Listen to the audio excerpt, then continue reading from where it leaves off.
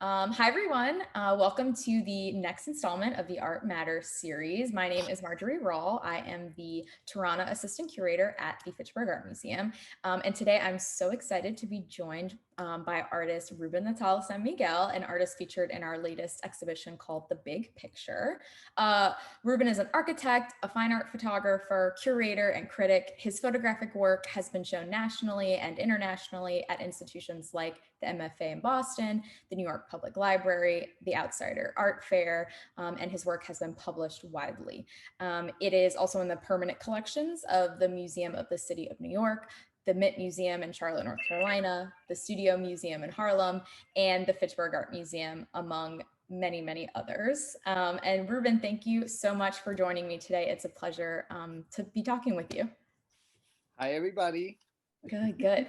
So just to get started, I wanted to go back to the beginning and see if you could tell us a little bit about how you got started with photography, what drew you to the medium, and where it all started. Well, my journey started pretty much. I was collecting photography first, and then this is when I had a finance job at Wall Street as a financial controller. And then September 11th happened, and I survived. I came out of the North Tower, and with that, life brings a lot of changes. And one of the things that I realized is that I couldn't live anymore in a high-rise building. So I decided to trek up to Harlem, which has the brownstones and the kind of charm that I used to have when I went to school in Boston. Mm-hmm. So I moved into this brownstone building, and I started seeing that everything around me was kind of like a living picture in motion, and that I didn't have the images, and nobody was making those images at that point, and I wanted those images for myself. So I guess selfishly I started doing it for myself, Mm-hmm. and to have them for me. But then I also saw that there was a kind of like a niche in the market that was not met with the current images, because I was looking at the work of Bruce Davidson, Helen Levitt, Diane Arbus, and I had a love and affection for that because I did not live in New York. I wasn't here during that time, it was before my time. But I still see that they were the last vestiges of it. So, they were right here in my face coming home from work. And I said, okay. And I started, I knew enough about photography to just, one day I picked up a camera and said, okay, I'm going to make them for me and see how they go. And then I started to realize that I was onto something more important. I was documenting something that it was in the sort of like in the last vestiges of it, like I said before. I also learned that I started giving a voice to people that they were more in the margins of society. Mm-hmm. And to me, it was important. So it became sort of a more like a social responsibility with Right. that. And I went on, and I went on past Harlem, and I went on into the five boroughs. This is, almost 19 years doing it. So I was able to capture, and I still do, when I go deep in the neighborhoods, images and people in, which I'm able to create environmental portraits of the people right where I find them. And it's just like they're very authentic and they're very real. And, Mm-hmm. they're not a stage. It's a very um, small encounter, Yeah.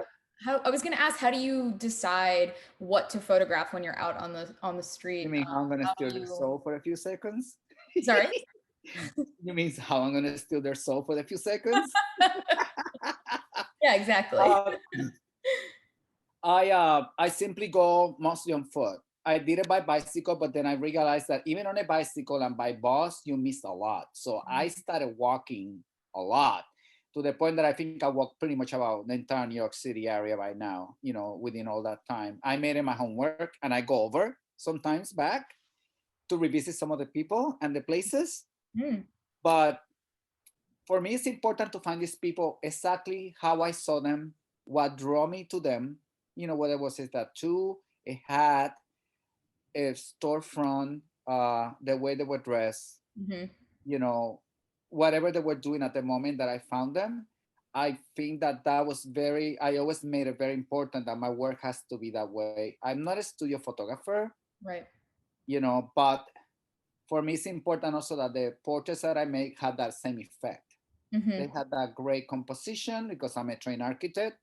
They had that color, natural color saturation, Hmm. and they also cover, the environmental portrait thing, whether it's in front of a green wall, a blue wall of a new development. That also implies gentrification and displacement Hmm. that I find these people at. So there's a lot of layering within the portrait itself. There's always something more to it than just the subject. Right. But I also want to have a very strong, I want that real connection between me and the subject. And, a lot of them question themselves why I want them to photograph them, and I have to explain to them. And then we get past that. Sometimes it's just incredible, the connection, because they really get on. They're like, this guy really thinks I'm important, and Right. and they are to me. So Right. that's basically, I get their email address, I send them the file. Sometimes, and most times, I even give them a print. I want them to Mhm. feel that, and then I also tell them where the work goes into a museum or a gallery show. I want them to feel that they're important, that they're part of, it's a collaboration team, and Right.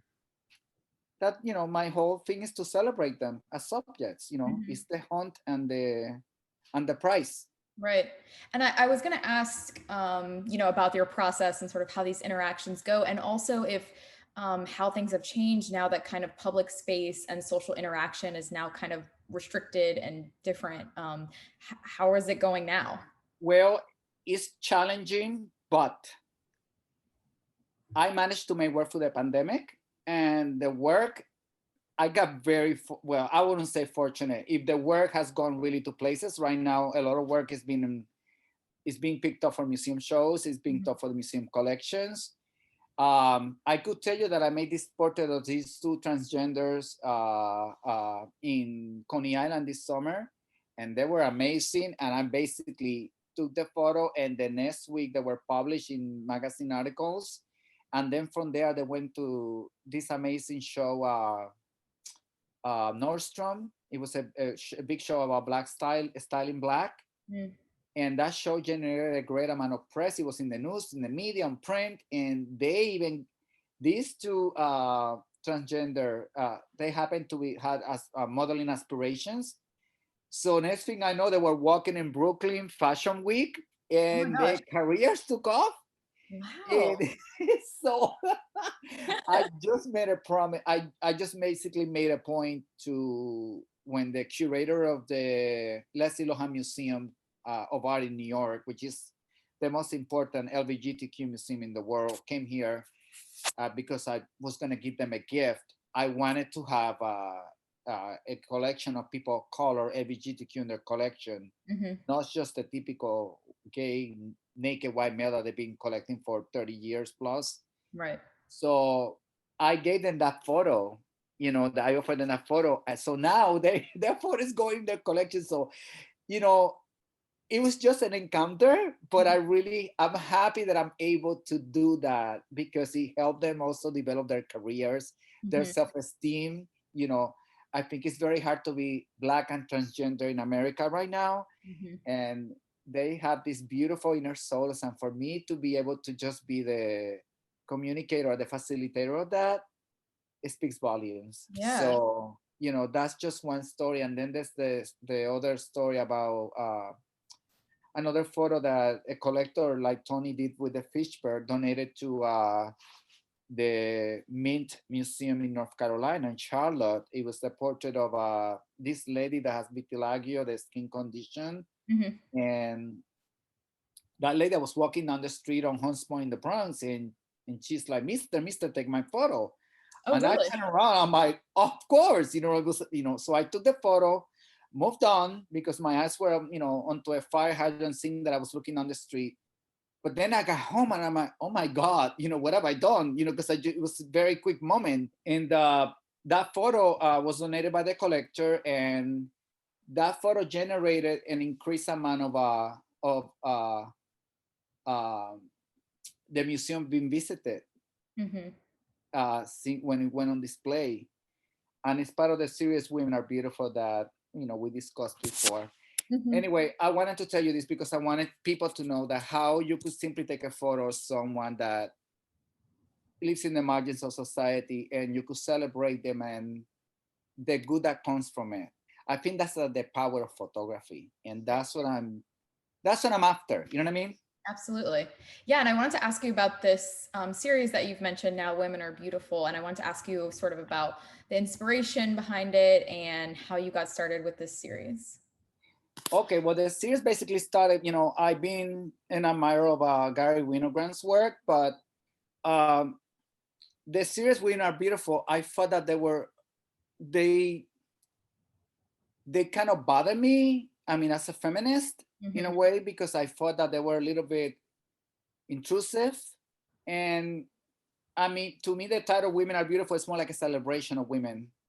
So it just happened to be the anniversary of the 50th anniversary of those photos being taken and the book being published Hmm. and the exhibition, and also happened to be the 100th anniversary of the women's suffragettes right to vote, Right. and also happened to be, unfortunately, the demise of my mother and my neighbors who were brutally murdered the day after. And she was an advocate for women's rights in the United Nations, and her daughter was only 5 years old. And Mhm. all this happened within the same day, and so I had a massive loss I'm so that day. And I had the owner of Postmasters Gallery coming to do a studio visit because we were doing a show. sorry. And within that period, I said, no, I want to do this show. I want to honor women. I always had I wanted to do a show about women. That we're also coming up from the era of Me Too. Mhm. Everything was just kind of pulling together. And I grew up with a mother that wasn't allowed to talk to her father, and directly looking in his eyes while addressing to him. Mhm. And when you're 5 years old and you see that, that stays with you. Mhm. So I always thought that my mother, which is a very educated woman, and a great, very resilient, I always felt that she needed, I needed to do something for this. And Mhm. I decided, and I've been photographing women from all walks of life for the last 18 years. So basically, I decided to do a selection of them with the owner of Postmasters Gallery, and do something to basically challenge and basically upgrade and basically actualize and normalize what women today are like, and Mhm. what is to be a woman now in this day to day, and the challenges, and coming from different walks of life, and the definition of women today has changed of what it was 50 years ago. So that was my main object with that. Unfortunately, the city closed the same day that the show opened, and the same day that the studio museum show was going to open too. Yep. But the silver lining of it is that it did very well. It got a lot of press. I ended up in the New York Times and a full article, and we saw some work. And now, finally, last week, through my own intervention, I approached the curator of the Mint Museum, Jen Sudol Edwards, and I told her, well, listen, I know stuff cannot travel now, but I really got to start doing some healing with this because it hasn't really happened. Mhm. And, we orchestrated to do this online exhibition, and it just opened last week. I'm very excited. Now there's press coming out of it, Mhm. that I can't say at the moment because it's brewing up, but the show is generating good buzz. And four of the pieces are going to be on display at the gallery because they're at the museum because they're part of the collection. And Great. I just feel like finally something is happening with it. And it was funny. I was joking with you earlier about the boxes that I have in my perfectly manicured living room. So it's Yep. hopefully someday, who knows, maybe they'll travel to the Fitchburg, but Mhm. they're there for going somewhere. And I want the narrative of it continue, Mhm. because we just had elected the first women of color vice president, so all that plays into the narrative of this exhibition. Mhm. So the next step is that I'm going to be doing a book about it. So Oh, I great. want the narrative to continue. Right. It's important to me. Yeah. Yeah. And I think you mentioned, this kind of celebratory spirit of all of your photographs, but this series in particular. And I think that's really interesting too, that you can see across all of your photographs because they're so eye-catching and colorful and so vibrant. And I think that's an interesting too juxtaposition. You mentioned Gary Winogrand's Women Are Beautiful series. They're black and white, and they've got a different kind of eye, like you feel like you're sort of intruding, and in your photographs you feel like you're in this moment and you're celebrating together with your subjects. And I just wonder if you could speak to a little bit of how do you get there with strangers? I mean, we're in this moment of, feeling like we're disconnected from people and there's all of these divides on so many different levels. And so I'm just wondering how you get to that level with these subjects that you encounter, on the sidewalk. Well, I think the key thing is that I come from a family of politicians, so I kind of have that, like, charisma built in already. But for me, when something catches my eye, whether it's a tattoo on someone or the way they're dressed or anything about them, I celebrate it. I go and I pay them a compliment, and I go from there and I build up from there. And then I just say, listen, I really want to take your photo. I mean, and now that of course I'm in museums and in big galleries and all that, I just throw that in, because I want to come across that I'm very genuine. I said, I will always give you a file, and I just, I say I'm very serious about this. I'm not, I'm just not taking pictures. Right. I'm documenting life as it happens, and I think that you are a very interesting person. And before you know, I'm stealing their soul for a few seconds. It's something that you master. Yeah. And also what I wanted to add is that right now people are hungry. I haven't hugged or kissed a person in 10 months.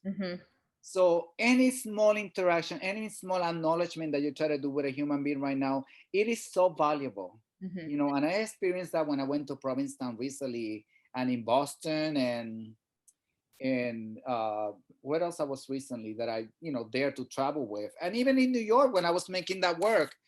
People, I mean, most of us are cooked up in apartments without, only talking on Zoom or on the phone, or the human contact. Just, I mean, even if it's with long lenses and you're 6 feet apart, but just the fact that you're acknowledging someone on the street right now is so crucial and it's important. So I don't let that stop me, from what I need to do, basically. Right. So I think that you have to find and redefine what you're doing and be challenged by it, and then move forward. Because for a while I thought, how am I going to photograph? I'm done. But within that, the sense of humanity in the photos, and if you had that sense of humanity built in yourself, that you want to reach out, for me, photography is very healing. I'm a 9/11 survivor. So I always wanted to have human connections with people, even with strangers, even if it lasts a few seconds. To me, it's important when you live by yourself in an apartment in New York City. So that's basically my, my modus operandi. Yeah, yeah. And I wanted to ask too, we were kind of talking about connecting with people on the streets, but you have a lot of photography that's just sort of capturing the kind of urban fabric of cities where there are no people in the picture. And so I wanted to ask what catches your eye, in those scenes. I have a lot of storefronts, and of course, the Coney Island image that is highlighting the exhibition at the Fitchburg. I think that that's coming from my architectural background. I think that down the road there'll be something exclusively into that. I think that they're very hard to make because usually you don't want cars or trees or people in them. So it's a very ongoing process, and I've been giving myself a long and ample time of developing a full body of work. People, people buy them. They've been shown, but they've been shown with people as well.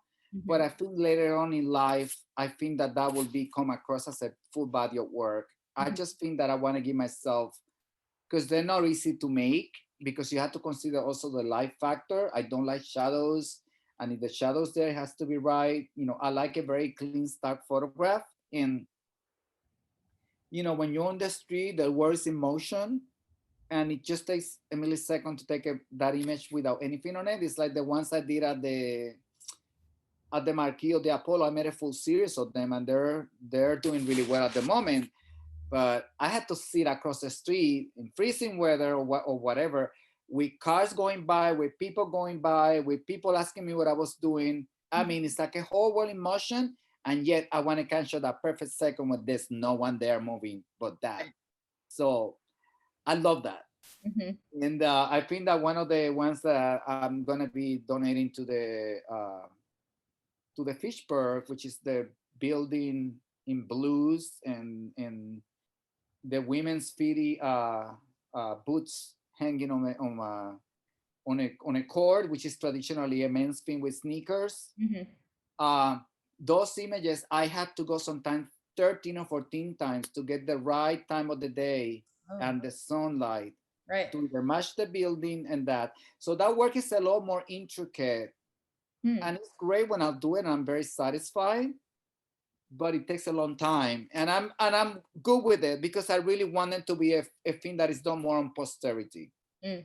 versus the 2-second portrait that comes out like perfectly composed and you're like, oh my god, I did this, and then what I mean. It's like, no, I Yeah. mean sometimes, no, I mean sometimes, honestly, I don't like to look at the work when I'm out on the street. Mm-hmm. I love to come home and decompose, and then I had that moment of downloading and I'm like, oh my god, Right. I had a really good day. You know what I mean?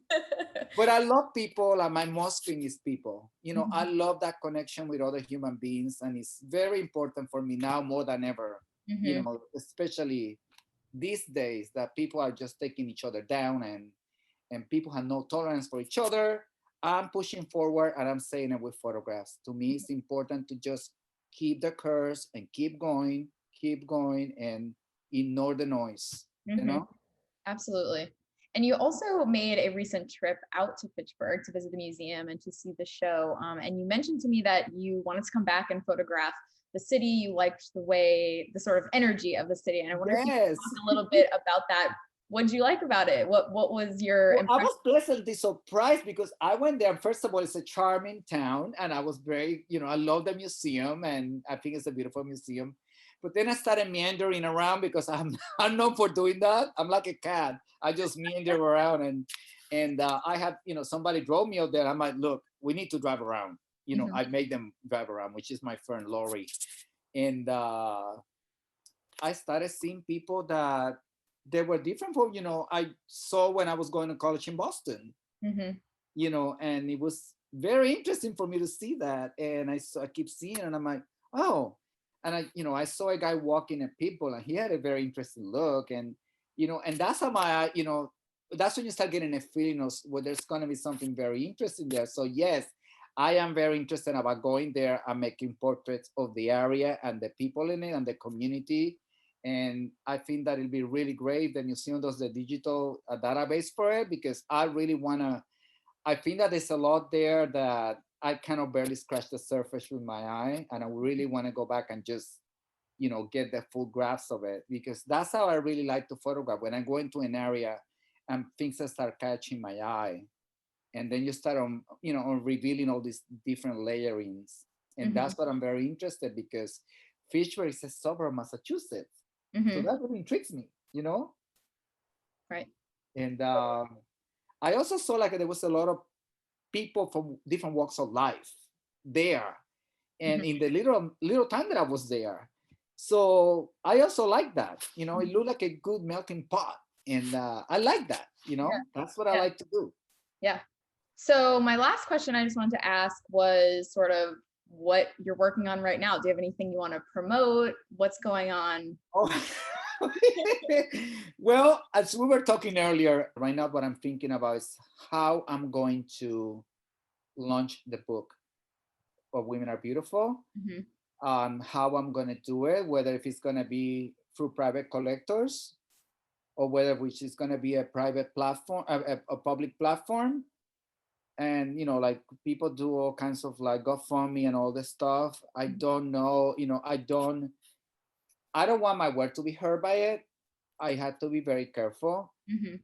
um but I need to raise the money for the book because I'm just a poor artist living in New York, and I want to make the book because I think it's the ultimate realization that I want to give to my mother and my murder neighbors and every woman in America that is featured in that book. I think that again the narrative and the conversation needs to continue. Hmm. And I'm always gonna be a feminist, and I'm always gonna push for women's rights, and I'm always gonna feel that that I could give something to my mother that she barely had, in her life, Hmm. because she was from an old school traditional kind of background, and I saw how that felt. She made me understand how that felt, and that would always be with me, and also what I'm doing right now too is basically dealing with you and other institutions, Yep. because I'm making year-end donations. I mean, to me, I have this principle again. This is for the photographers who are listening to this, aspiring photographers. I said, my work is in very small editions. I'm only made pretty much two sizes for the most of it. And once that meets the criteria of the business, it gets published, it goes to institution, collectors buy it. Then to me, it needs to go back to the people, and I don't care how, So that's where we are at the moment. Yeah, I was going to ask sort of about your choice to, how do you choose when to publish a book or when to put something in a museum, when to put it in a gallery or an exhibition versus in a permanent collection? I think those are really important questions, and I like this concept of making sure that it's accessible.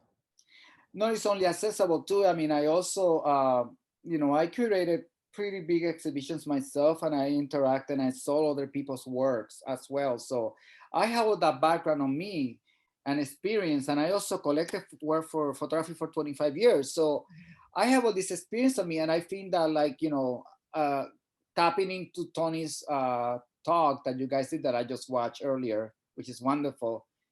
I think that at some point in your life, you live with the work, you're happy that you got it, and then it's almost like passing a book, Hmm. because someone else will be educated by it. And when you have an abundance of it, I mean, I have work that I will probably never see in my lifetime being printed. I figured that why not? Why? What am I going to do with it all once I mean, I think I've been pretty successful, and there's more coming down the pike. So why not share it? I mean, I go on the streets and I go to all these places and find all these people that I find fascinating, and they are. And once it meets the business and criteria requirements, I think that the most honorable thing and the right thing to do is to pass it on Hmm. and have the public see themselves on the walls, Hmm. and have the public be almost represented. Hmm. So I think that that's the goal of me, of doing this work. Absolutely.